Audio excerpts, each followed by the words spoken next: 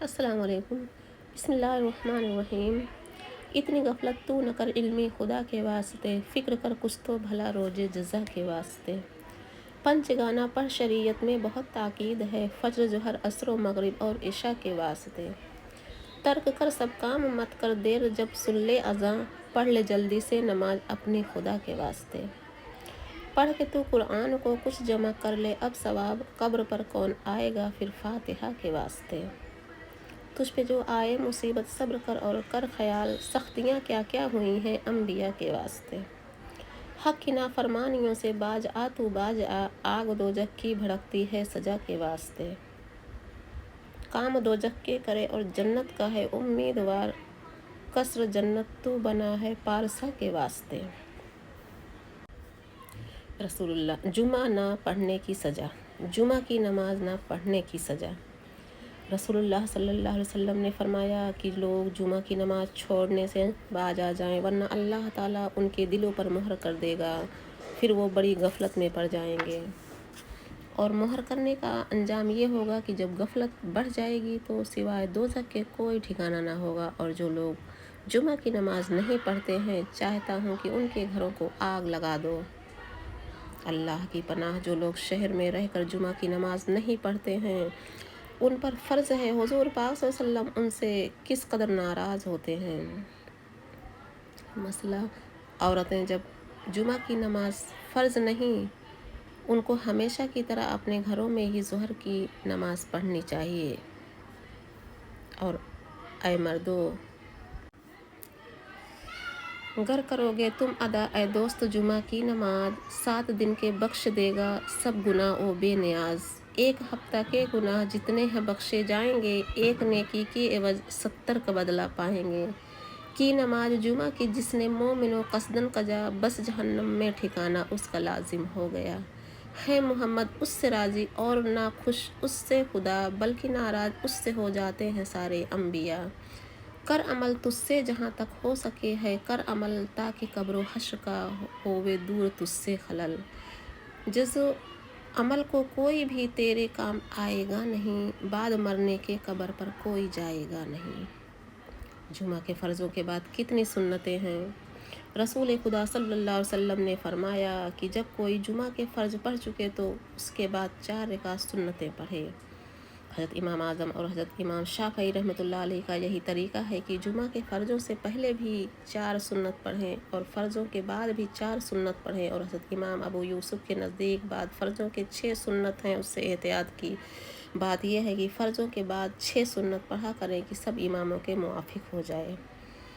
نماز پڑھنے کا طریقہ کس نے بتلایا؟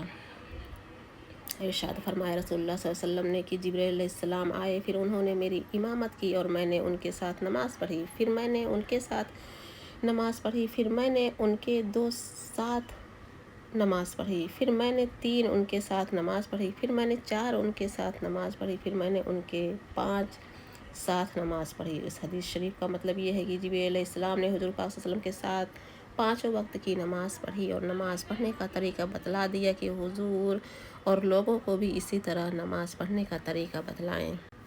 تہجد کی نماز پڑھنے کا ثواب جاننا چاہیے کہ فرض نمازوں کے بعد سنت اور نفل نمازوں کے پڑھنے کا بھی بہت بڑا ثواب ہے، جیسے تہجد، اشراق، چاشت، صلاۃ التسبیح وغیرہ۔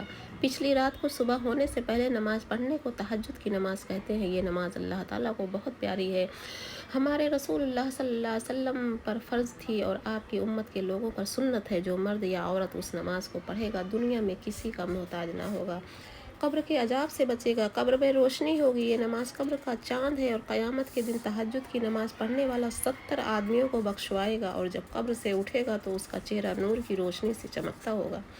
نبیوں نے اور ولیوں نے اور نیک بندوں نے اس نماز کو ہمیشہ پڑھا ہے، اور اس نماز میں اتنا بڑا ثواب اس لیے ہے کہ آرام اور نیند چھوڑ کر پڑھی جاتی ہے، جو بڑی ہمت کا کام ہے، بس جیسی محبت ویسی اجرت۔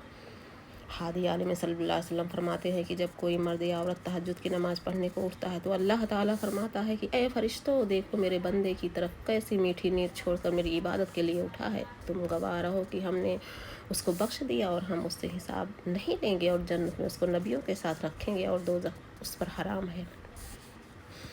اور ارشاد فرمایا حضور پاک صلی اللہ علیہ وسلم نے کہ جب آدھی رات ہو جاتی ہے اور ایک حصہ باقی رہے تو اللہ تعالیٰ بڑی رحمتوں اور برکتوں والا اترتا ہے پہلے آسمان تک، پھر فرماتا ہے کہ کوئی ہے بندہ مانگنے والا جو مانگے اس کو دیا جائے، کوئی ہے دعا کرنے والا کہ اس کی دعا قبول کی جائے، کوئی ہے گناہ بخشوانے والا کہ اس کے گناہ بخش دیے جائیں۔ اسی طرح ہمیشہ صبح تک اعلان فرماتا ہے۔ اللہ تعالیٰ جسم سے پاک ہے، اترنا چڑھنا اس کی شان عظیم کے خلاف ہے۔ مطلب یہ ہے کہ آدھی رات کے جانے کے بعد صبح تک اللہ تعالیٰ کی خاص رحمت تہجد کی نماز پڑھنے والے بندوں پر برستی ہے۔ اب معلوم ہو گیا ہوگا کہ تہجد کا وقت بہت ہی عالی شان اور بڑی برکتوں والا وقت ہے۔ اے انسان، کتنی بڑی نعمت اللہ تعالیٰ کی ہر ایک رات میں ہے اور تو اس سے غافل ہے۔ اٹھ اور ہمت کر اس نماز کی برکتیں حاصل کر، دنیا میں بھی اس نماز کے پڑھنے والے کا چہرہ نورانی ہو جاتا ہے۔ تہجد کی نماز پڑھنے والا اگر دوپہر میں ذرا آرام کر لے اور سو جایا کرے تو اس کو قیلولہ کہتے ہیں۔ اس میں سنت کے ثواب کے علاوہ یہ بھی فائدہ ہے کہ دماغ میں اور عقل میں طاقت پیدا ہوتی ہے۔ رات کو نماز کے لیے اٹھنے میں سہولت ہوتی ہے۔ اس نماز کی کم سے کم 2 رکعتیں یا 4 رکعتیں یا 8 رکعتیں یا زیادہ سے زیادہ 12 رکعتیں ہیں، جتنی طاقت ہو، اس فرصت ہو اتنی پڑھیں۔ اشراق کی نماز پڑھنے کا ثواب۔ اشراق کی نماز پڑھنے کا طریقہ یہ ہے کہ صبح کی نماز جماعت کے ساتھ پڑھ کر اسی جگہ بیٹھا ہو، اللہ کی یاد کرتا رہے، جیسے کلمہ یا اور درود شریف یا قرآن پاک یا کوئی اور وظیفہ پڑھتا رہے اور دنیا کی بات چیت نہ کرے۔ اور جب سورج نکل آوے تو 2 رکعت 4 رکعت نفل نماز پڑھے تو ایک حج اور عمرہ کرنے کا ثواب ملے گا۔ اگر کبھی جماعت نہ ملے اور کسی ضرورت کی وجہ سے بیٹھ بھی نہ سکے تو پھر بھی یہ نماز پڑھے تو بھی ثواب ملے گا۔ جو عورت اپنے گھر میں اس نماز کو پڑھے اس کے لیے بھی یہی ثواب ہے۔ چاشت کی نماز پڑھنے کا ثواب۔ جب دھوپ ذرا تیز ہو جائے یعنی 9 بجے سے 12 بجے تک نماز پڑھنے کو چاشت کے وقت کی نماز کہتے ہیں۔ اس نماز کی 2 رکعتیں یا 4 رکعت یا 8 رکعت یا 12 رکعت ہے، حسب طاقت اور فرصت جتنی چاہے پڑھے۔ محسن اعظم حضور پاک صلی اللہ علیہ وسلم کا فرمان ہے کہ جب کوئی چاشت کی نماز پڑھے، مرد ہو یا عورت، دنیا میں بھی کسی کا محتاج نہ ہوگا اور آخرت میں دوزخ کی آگ میں سے بچے گا، اور جنت میں اس کے واسطے سونے کا ایک محل بنایا جائے گا اور اللہ تعالیٰ اس کے سب گناہ معاف کرے گا، چاہے اس کے گناہ دریا کے جھاگ کے برابر ہوں۔ سوال: 5 وقت کی نماز، فرض نماز پڑھ لینے کے بعد یہ 3 وقت کی نماز نفل یعنی تہجد، اشراق، چاشت کی پڑھنے میں کیا حکمت ہے؟ جواب: یہ حکمت ہے کہ آدمی کے 8ویں پہر نماز پڑھنے میں شمار ہوں گے۔ دن رات میں 24 گھنٹے ہوتے ہیں اور 8 پہر ہوتے ہیں، تو ہر 3 گھنٹے کے بعد ایک نماز پڑھی گئی۔ آدھے دن کے بعد اول پہر میں ظہر کی نماز، دوسرے پہر میں عصر کی نماز، تیسرے پہر میں مغرب کی نماز، چوتھے پہر میں عشاء کی نماز، 5ویں پہر میں تہجد کی نماز، چھٹے پہر میں صبح کی نماز، 7ویں پہر میں اشراق کی نماز، 8ویں میں چاشت کی نماز۔ بس جو اللہ تعالیٰ کے بندے 5 وقت کی فرض نمازیں اور 3 وقت کی نفلی نمازیں پڑھتے رہتے ہیں، اللہ تعالیٰ کے نزدیک دن رات 8 پہر ان کے نماز پڑھنے میں ہی شمار ہوتے ہیں۔ غیب سے رزق ملنے کا وظیفہ۔